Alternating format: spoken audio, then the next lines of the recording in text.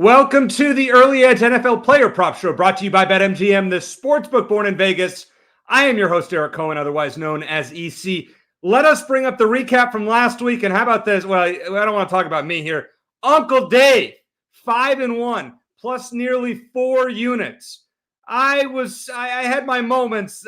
Picking a minus 155 and rolling 1.5 units on it is not very smart, but we're going to bounce back this week. How about for the season? Proppy doing great. 4 games above 500. Uncle Dave started out 0-4, and since then he is 17-8 and up over 9 units. Think about that. You are making a big profit if you are listening to Proppy and Uncle Dave. And occasionally I get one right, but we've got to bounce back here. All right, let us bring in the stars of the show on this program. We have the best prop bettor in America. He is the one, the only, Propstarz. And let me point this out. With the NBA season coming back this Tuesday, I counted it up because I was curious. Last year, Proppy was up 44 units in NBA player props. So if you're not a SportsLine subscriber and getting those picks, I don't know what you're doing. Message me on Twitter at Cohen's Corner AZ. I'll take care of you. And we have the best fantasy expert on the planet, except he can't help any of my teams this year, which are a disaster. It is Uncle Dave, Dave Richards from CBS Sports. All right, Uncle Dave, you are on a heater, 17-8. Since week 1, what are you doing differently than you did before that?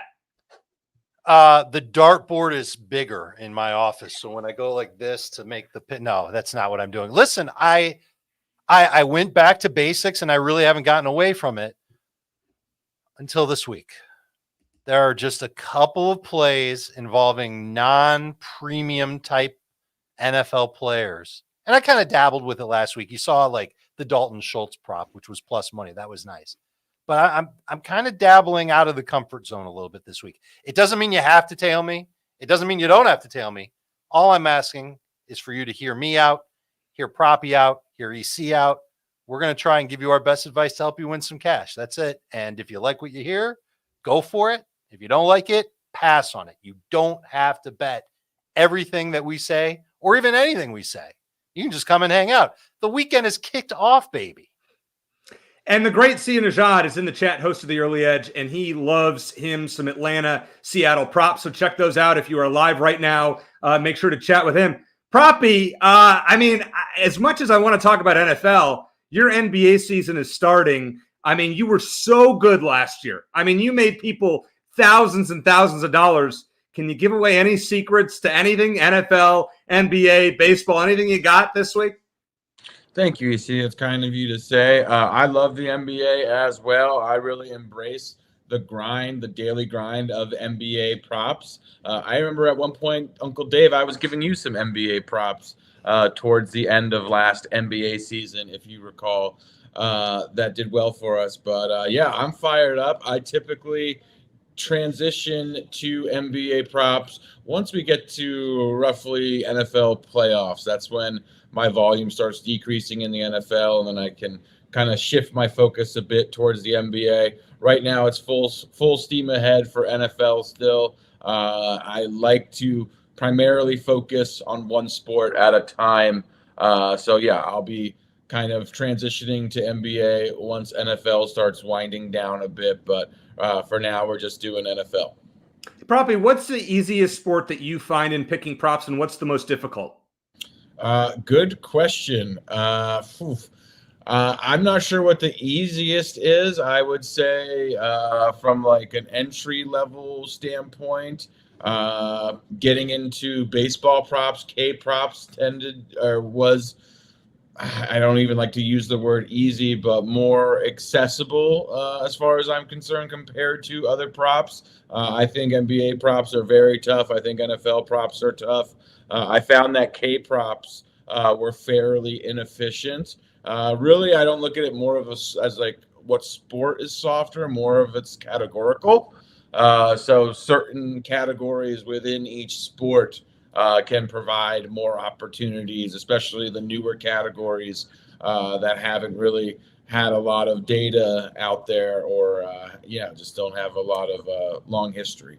Yeah, and the first thing, before I ever had a chance to meet you and do shows with you, the first thing I read was your K-Prop article on SportsLine. And I was like, wow, this guy's really sharp. Uncle Dave, I mean, I've been reading you for years, and you do. I just want to have you explain this maybe a little bit before we get into it. The amount of research that you do throughout the week. Can you just kind of explain briefly what your week looks like when it comes to compiling your rankings and your props? Like, what's that process like for you? There's no way I can describe it briefly, EC. It's a very long process that starts literally at like 7:30 a.m. Monday morning.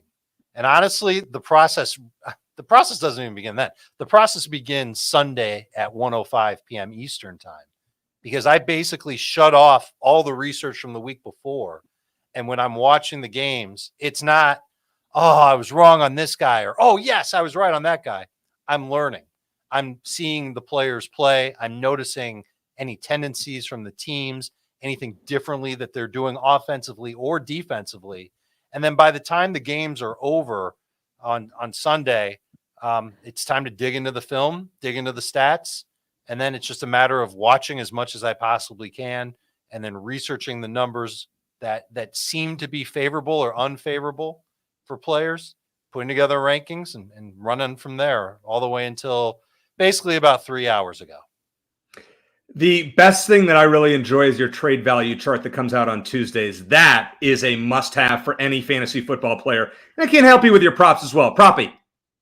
EC took me in a trade that I'm still reeling from in one of our dynasty leagues, guys. But yeah, just to piggyback on what Dave said, I really like to break down the game, kind of look at what tendencies each individual team has, how opposing teams are choosing to attack, kind of what teams are doing in neutral game environments. You can really learn a lot from that information, have a good idea of what the most likely game script is going to be. I think that's a really good starting place when you're breaking down props, because context really matters. Just because a team threw the ball 50 times the previous week doesn't guarantee that that's going to happen the following week. And yeah, so basically understanding how teams are playing. And there's a lot of tremendous data and analytics now that exist that can give you a much clearer picture,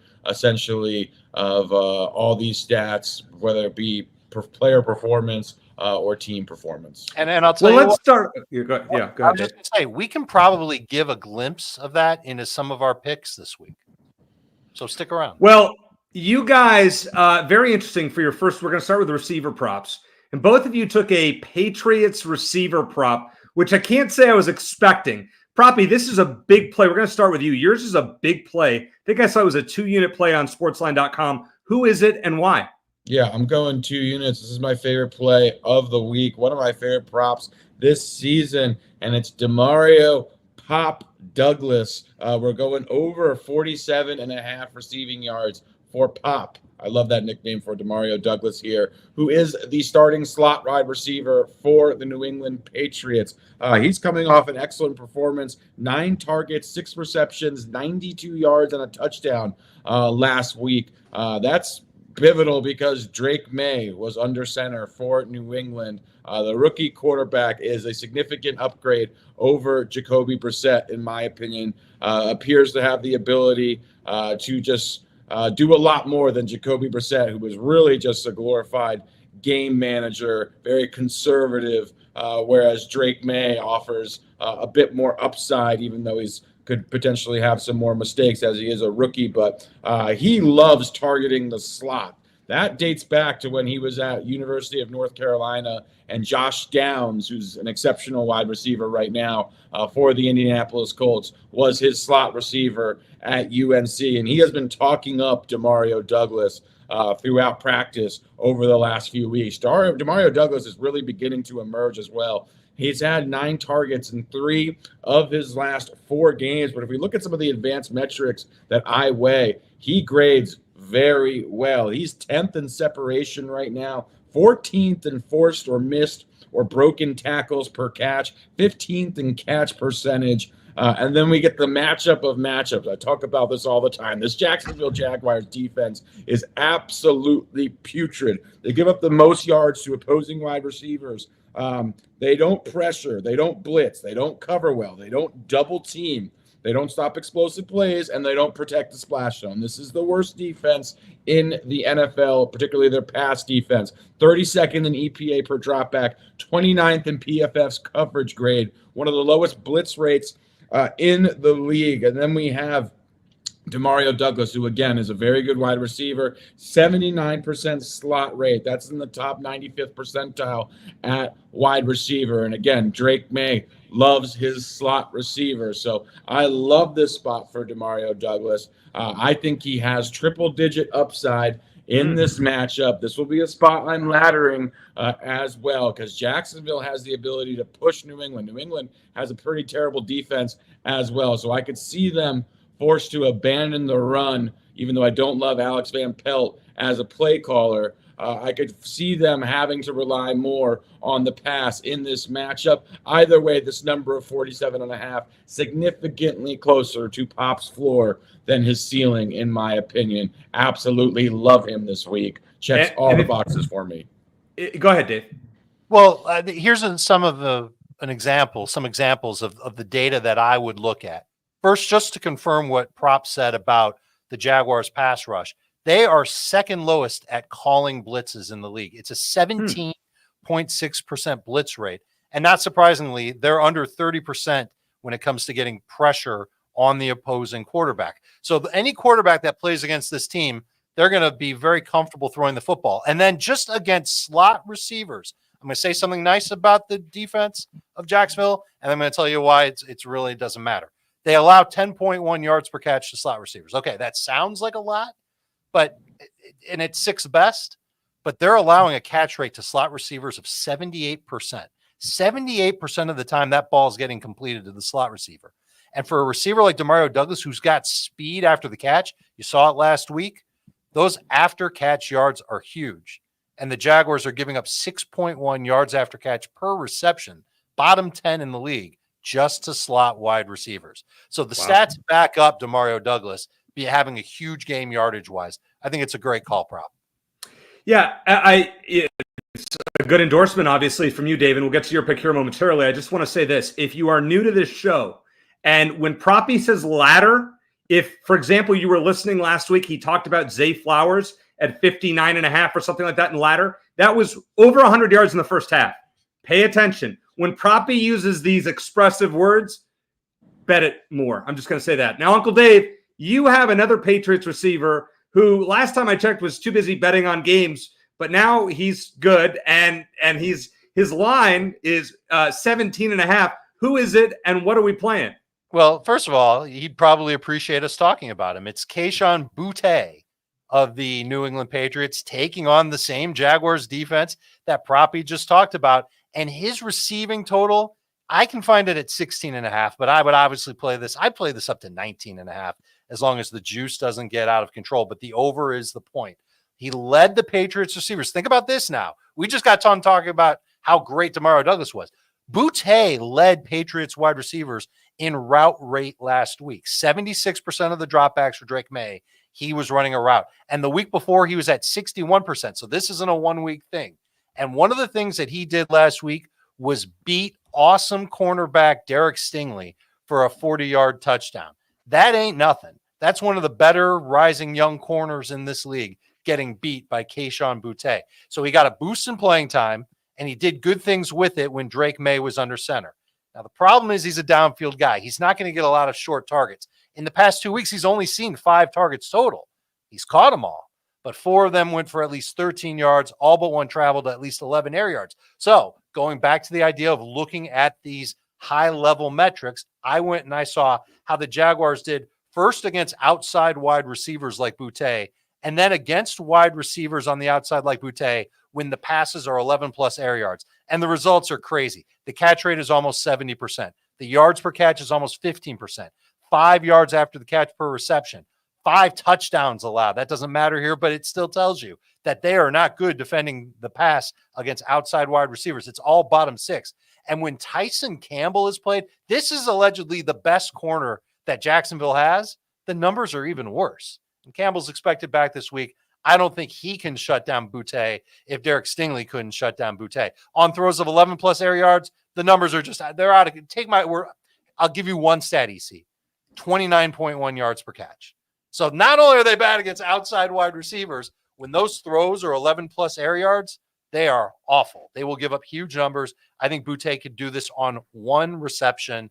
Over 16.5 receiving yards is the play. Minus 120 is the max juice that I would lay, but I would go over 17.5, 18.5, 19.5. This one feels like child's play. Excellent. Proppy.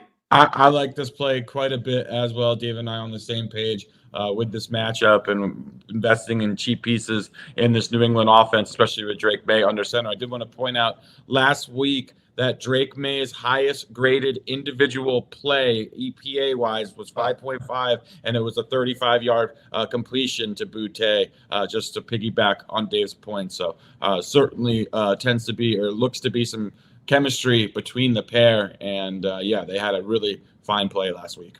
And then just one last thing, you see, if I may, sure.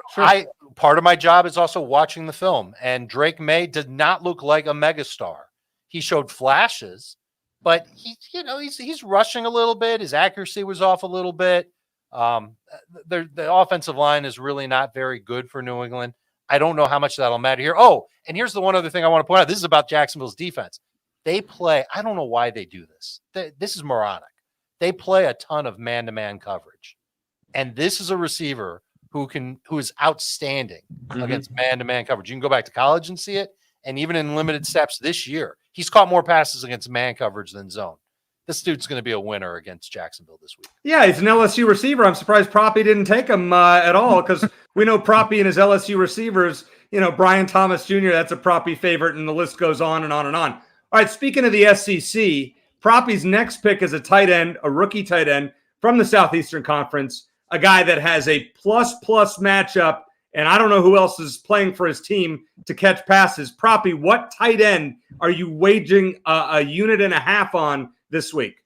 We're talking about the best rookie tight end most likely here in NFL history, who right now is probably the best tight end overall in the NFL. If we look at his receiving profile, and I'll get to that shortly, none other than Brock Bowers, who has been absolutely fantastic for the Raiders here. I'm going over 60.5 receiving yards against the Los Angeles Rams. Pretty much every point that Dave and I just made pertaining to this Jacksonville Jaguars defense. The Rams are not far behind, especially as far as their pass coverage is concerned.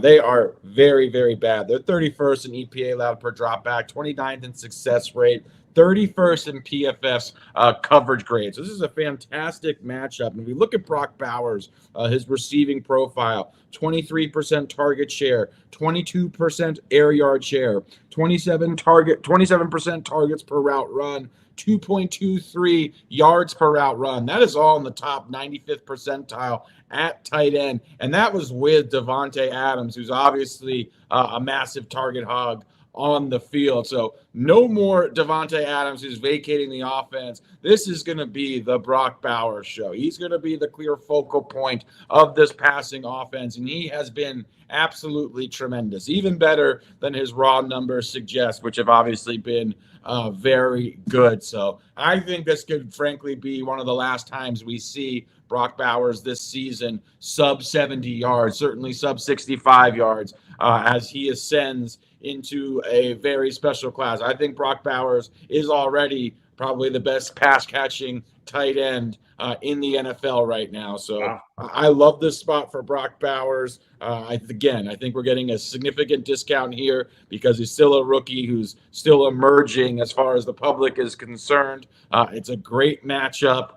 And the Raiders, as much as they'd like to run the ball, just frankly don't have the personnel. No Zamir White, Alexander Madison's not cutting it. So it's going to be the Brock Bowers show. He's getting double-digit targets the last few weeks. Again, I think he's going to get 12 to 15 targets in this matchup. He has triple-digit upside again. Love Brock Bowers. This is a 1.5 unit spot for me. Dave. The Rams are allowing a league worst 91% catch rate to tight ends. A league worst 13.2 yards per catch to tight ends.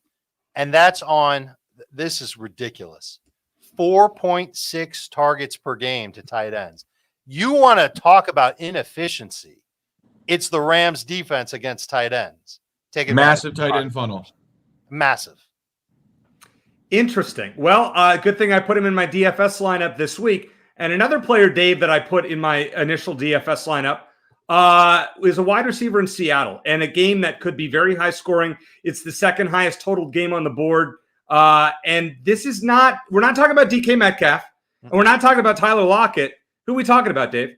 We're obviously talking about Jackson Smith and Jigba, because by process of elimination, if I'm giving you a prop for any other, if I'm giving you a player prop for Jake Bobo, you should kick me off the show. I mean, you never know. You gave us Butte. I mean, That's true. I did give you Butte. That sounded funny. All right. Jackson Smith and Jigba over 49.5 receiving yards. And the odds aren't that bad. -106. He's hit over this mark in 3 of his past 5 games. But this is the week I think he makes it happen in back-to-back games. And it's what you said, EC, a high-scoring game between the Seahawks and the Falcons. Smith and Jigba has reliably played in the slot for Seattle on at least 73% of his snaps in every game this year. So I went back and I saw, kind of like what I did with Demario Douglas for props bet, how do the Falcons do against slot receivers? Well, let me tell you, they let up 11 yards per catch and a 77% catch rate to receivers who line up in the slot in their past 4.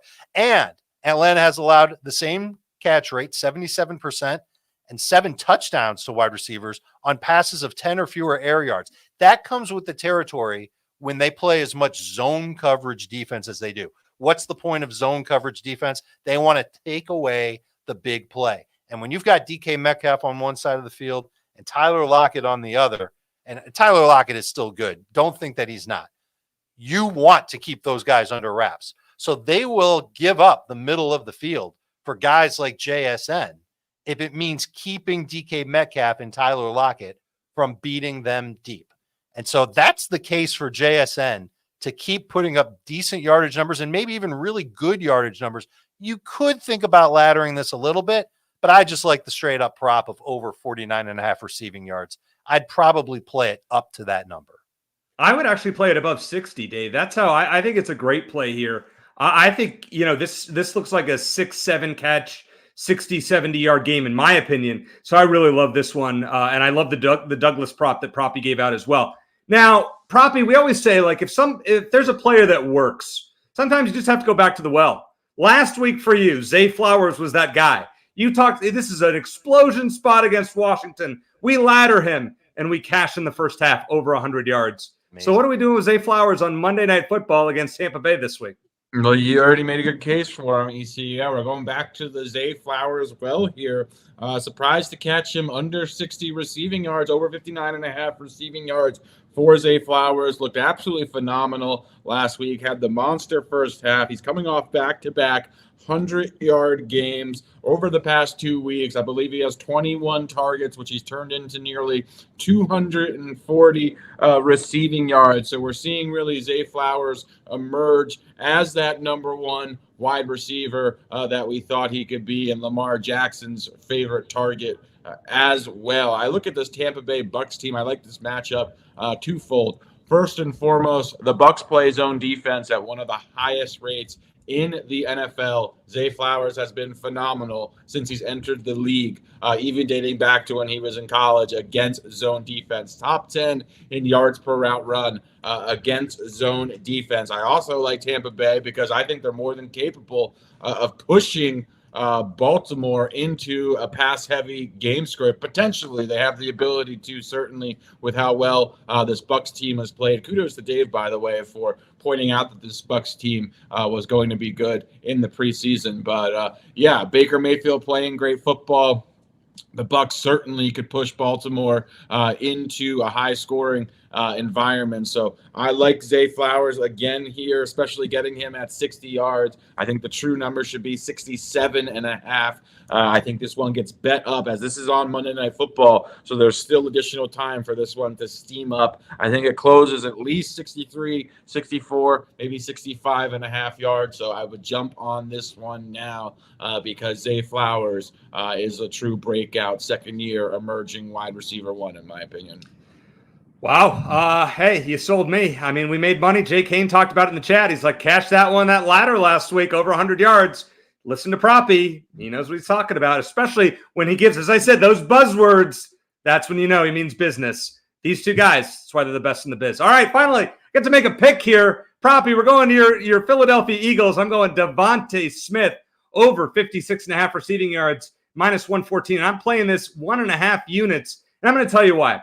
Proppy, you're going to roll your eyes at me. In his last 5 against the Giants, Devontae Smith, 80, 64, 67, 61, and 79 yards. He's over this number in all 4 this year, averaging 76 yards per game because he's getting a 25% target share, a 38% air yard share, and a 33% first read share. Now, I know that A.J. Brown is back, but Dallas Goedert is not. There'll be plenty of targets for Devontae Smith. Dave, I think you had him like in the top 17 or so of your rankings, the PPR rankings. I mean, we're just asking for what, like 60, 57 yards? I think we can get that. Go ahead, Proppy. I think both him and A.J. Brown are both very strong plays this week. First off, the Eagles have a very condensed target distribution. A.J. Brown and Devontae Smith are going to receive the vast majority of Jalen Hurts' targets. So even in the event that A.J. Brown gets fed, Devontae Smith's also capable of having a big game. Also, we could see the Giants really allocate a lot of resources to trying to slow down A.J. Brown, who's been absolutely phenomenal when he's been on the field. It's kind of a mixed bag from the Giants. In some games, the Giants have actually double-teamed the opposing number 1 wide receiver quite a bit. Then they didn't last week against Jamar Chase. We saw what the result there was. So I could see a scenario where they do decide to try and take away or slow down A.J. Brown, leaving Devontae Smith in more advantageous positions. So I like Devontae Smith quite a bit in this matchup. I think he's a really strong look under 60 yards as well, EC. And thank you, I appreciate that. The other one you'd want to take a look at, and I'm not making this an official play, but he has scored in 4 of those last 5 games against the Giants, and he has 4 red zone targets this year. So Devontae Smith, if you want to combo his receiving yards with a touchdown and SGPs, I will never argue with anything when it comes to a parlay. Well, for the most part. All right, Proppy, you got one more for us in receiving props. You went heavy on these. We talked over, and then we have an under. And I'm kind of surprised because this is a tight end who's played pretty well lately. I beg to differ on that, EC, and that's Tucker Kraft. And while the raw numbers may suggest he's played well, I don't think he really has a secure spot in this offense, and I think the majority of his production is fluky. I'll explain why, but I'm going under 36.5 receiving yards. First and foremost, he's playing the Houston Texans. This Houston Texans team, while they're good in coverage, they have been absolutely tremendous in coverage against opposing tight ends. They're allowing 21.5 yards per game to the position. That is by far the stingiest defense when it comes to tight ends in the NFL. But if we look at Tucker Kraft, he's really been an afterthought in Green Bay's offense. The majority of his targets have actually been on checkdowns. He has one of the lowest first read target rates of any tight end or any pass catcher in the NFL. The bulk of his production really not necessarily fluky, but he has just not been a first read at all in this Green Bay passing attack. And then when you couple the fact with it also being a difficult matchup where I think Green Bay is going to look to establish the run, I just think 37 yards is bloated as a result of that 80-yard outburst that he had a couple of weeks ago. If we just look at a lot of the peripherals and a lot of the advanced metrics for Kraft, they're not too impressive, especially his role in the offense. They're not designing screens for him, not getting creative ways to get him the football, which indicates to me, again, he's more of a check down afterthought in this Green Bay offense. All right, we're fading Tucker Kraft. They're kind of surprised, but you know what? Your logic makes a lot of sense. Now, I want to tell you guys real quick what a mensch Uncle Dave is, because Monday morning, we know he's in the middle of all his film study, and I'm checking my email, and there's an email from Uncle Dave, and he says, I have a kicker prop for you. And I couldn't use it because I don't want to steal Uncle Dave's props. I am going to bet it, though. Uncle Dave, I know you're not making this an official prop, but official pick. But who is it? Just because we need an occasional special teams prop from you. So I would take this if the juice were lower, but it's Cam Little. This is going back to this London game again. Cam Little over 1.5 field goals, taking on a Patriots team. They've allowed at least 3 field goal attempts in 4 of their past 5 games. And in fantasy, that's led to at least 11 fantasy points. in each of those games. So they clearly will let up teams to get near the red zone. And then sometimes they stop them. Sometimes they don't. Sometimes that Patriots defense just isn't very good. It might come down to how well the Jaguars run the football. If ETN thing, it makes me a little nervous. If ETN doesn't play, I think they could actually run the ball pretty well because they'll give a big dose of Tank Bigsby. But when I saw the juice for it, it was just too high. So whenever I take a kicker prop, I don't want it to be crazy high juice. We don't want to give you bets with crazy high. Like, who in the world would put like a kicker prop out there with the juice being minus 155? Prop, would you? Do you know of anybody maybe? I don't know. Man, I would hope no one on this show would ever do such a thing. And certainly nobody with like a crew cut anyway. So the bottom line is that if you could find Cam Little over 1.5 field goals, let's say 120, 115, sure, drop a little sprinklage on that thing. But otherwise, I don't think it's worth your money to put the over in play at such a high rate. I call it lack of hair, Uncle Dave, and I at least have something, so I'll take the better than listen. When you're told when you're 12 that you're going to be bald at 29, you're glad at 40 you have something there. Yes, I've had a 5 head since I was 15, and now I'm almost. I did make a rookie move last week, and I apologize. I put 1.5 units on Chase McLaughlin at minus 155 in this kicker section. We were making, and they scored 51 points, guys. 51 stinking points. 1 field goal. I mean, they were getting in the red zone over and over and over, but then New Orleans stopped trying. So, we're going back to the well this week. We're going Greg Joseph over 1.5 field goals at minus 105. So The Eagles are the only team. There you go. You can get on board with that. The Eagles are the only team to surrender multiple field goals in all 5 games that they have played. Greg Joseph is 8 of 11 in 4 games. His last 3 games, he's had a bunch of opportunities. 0 for 2 on Sunday night while the wind was swirling in the Meadowlands.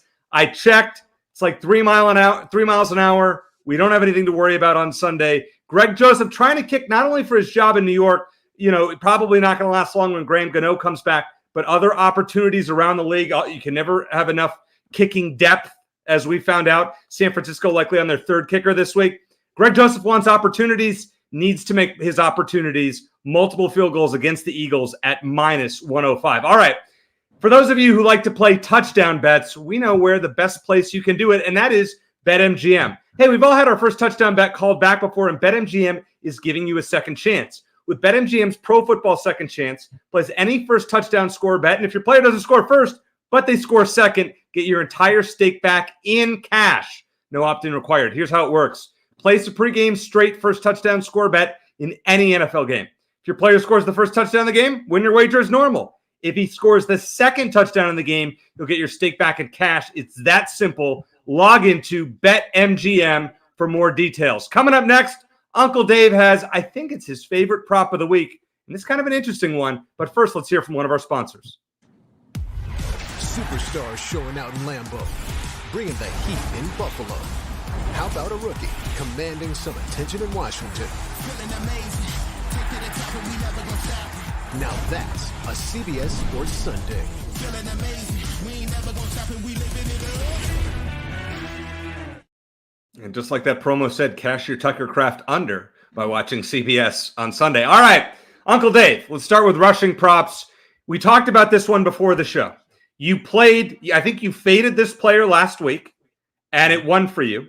And you're going, when it works, you got to go right back to it. Who is it, and what are we fading? We're fading Zach Moss under 32.5 rush yards at minus 113, and I would take this all the way down to 30.5. So if you see it at 30.5 and the juice isn't that bad, go for it. He played less than 50% of the snaps last week for the first time all year for the Bengals.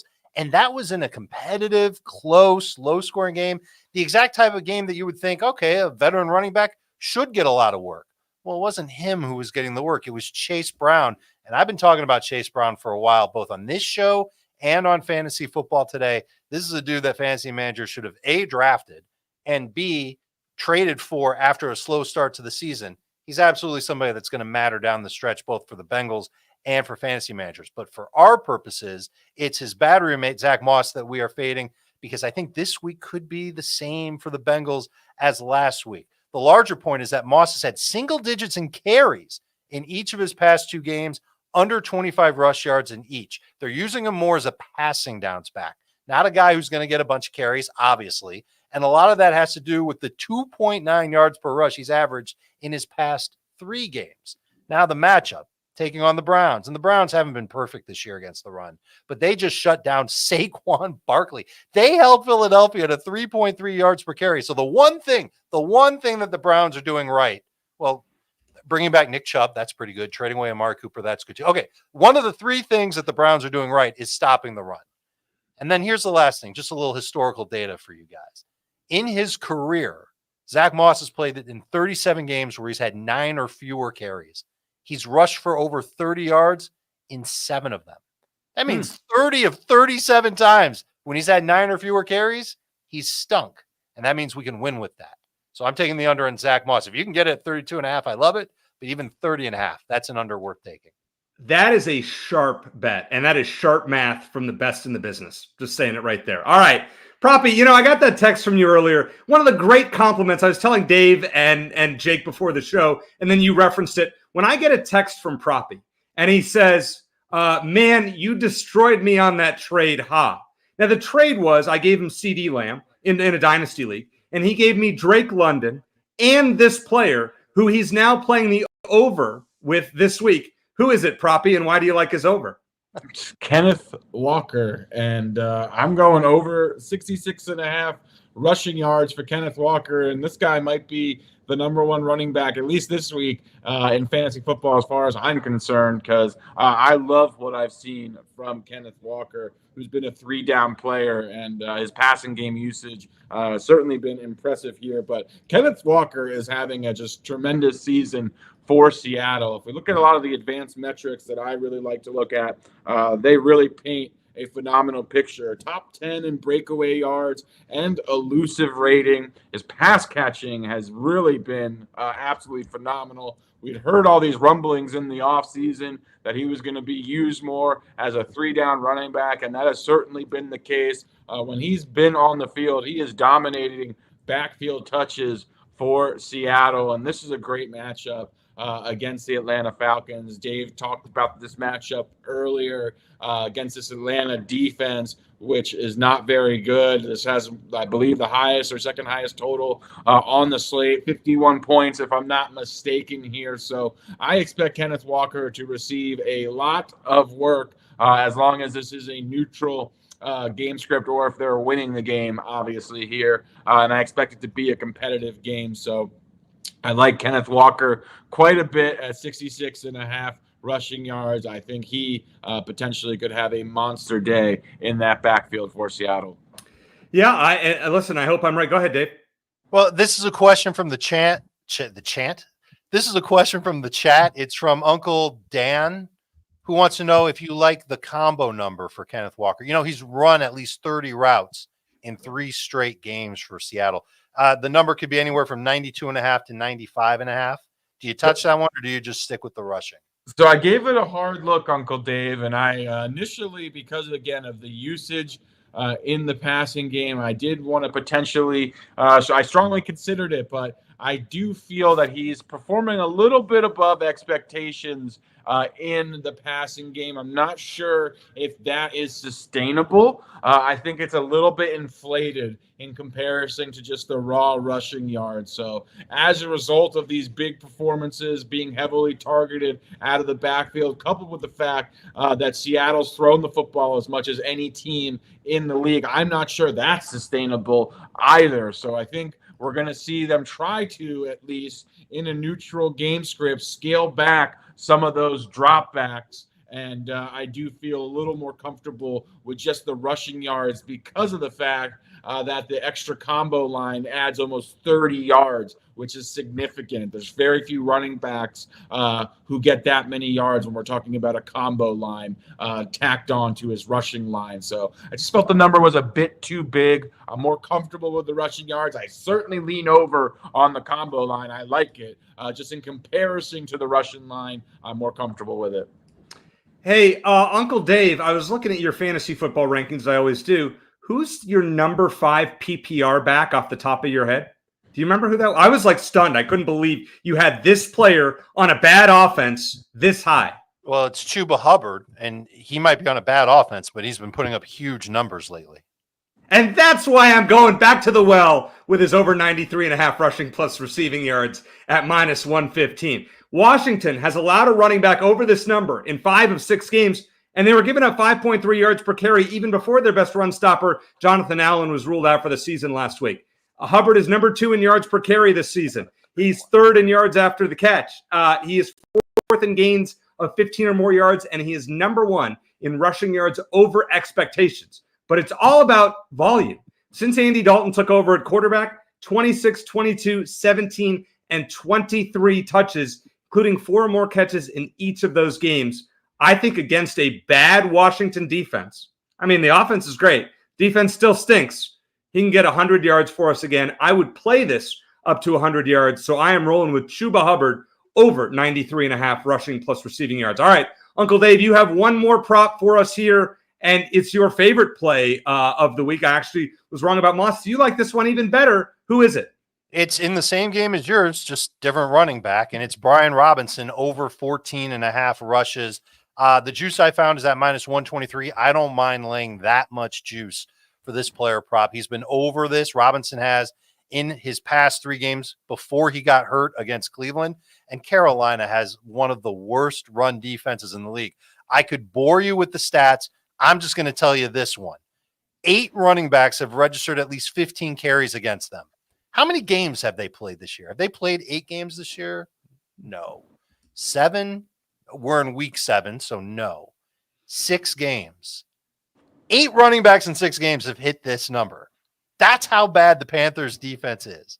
This matchup just paves the way for Washington to run the ball with both Robinson and Eckler, but Robinson has been and should still be their primary guy. I'm going 1.5 units. It's my favorite prop of the week. Brian Robinson over 14.5 rush attempts. All right. I like it. And I have one last one for this week.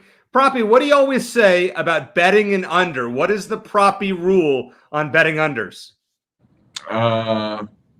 It's a lot easier to under, yeah, a lot more paths to winning an under.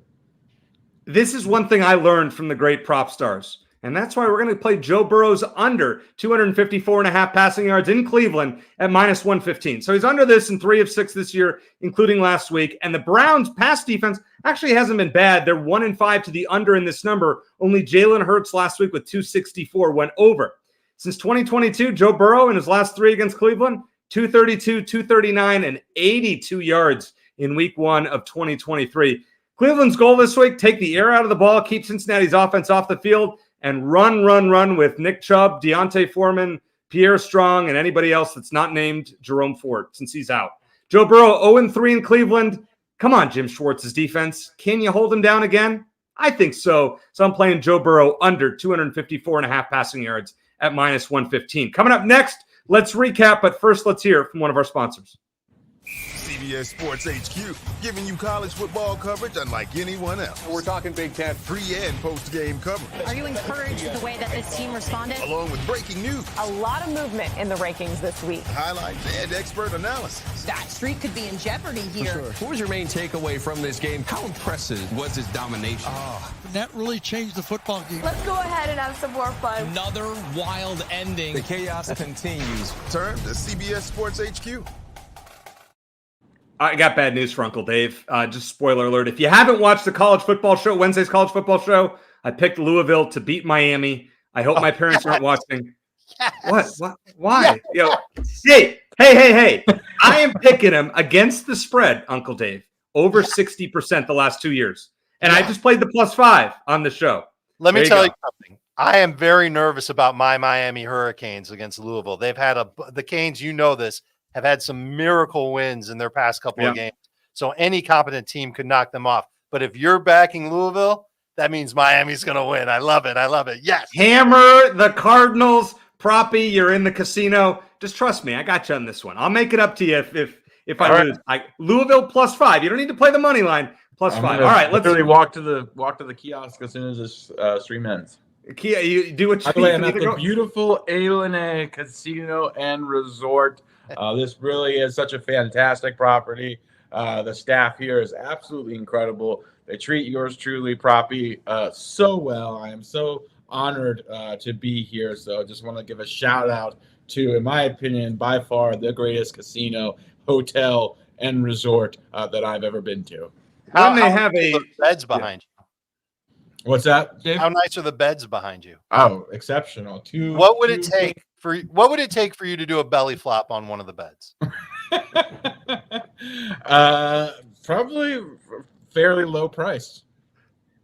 How about if one of us goes perfect this week, then next week I will do a belly flop. Absolutely. All right. There you go. All right. Well, remember that Proppy's belly flop prop or bet. But all right, let's recap what we have this week, and then we'll pick our favorites from the week. Proppy is on Kenneth Walker over 66.5 rushing yards. Demario Douglas over 47.5 receiving yards for a 2-unit play. Zay Flowers over 59.5 receiving yards. Brock Bowers over 60.5 receiving yards, 1.5-unit play, and Tucker Kraft under 36.5 receiving yards. Uncle Dave is on Kayshon Boutte over 16.5 receiving yards. Jackson Smith and Jigba over 49.5 receiving yards, my favorite play of his of the week. Brian Robinson Jr. over 14.5 rushing attempts, and Zach Moss under 32.5 rushing yards. That Robinson Jr. play is 1.5 units from Uncle Dave.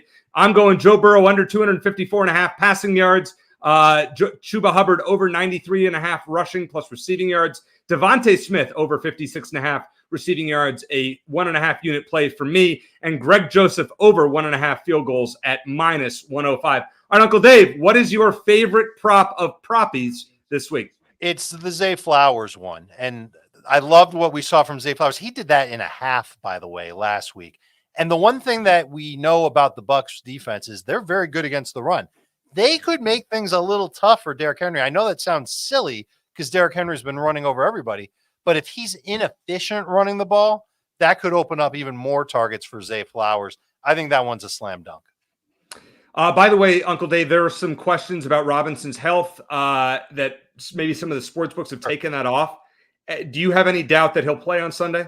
I think it's more likely than not that he will play. So we can wait until game time to see that. But if he plays, I do think that he will have his normal workload. Proppy, what is your favorite from the sizzling Uncle Dave playbook this week? I like all of his plays, honestly. If I had to choose one, though, it'd probably be Boutte. I like quite a bit. Jackson Smith and Jigba, I like as well. Also like your Devontae Smith play, EC. So I think collectively we're going to have a good week. I'm calling it now.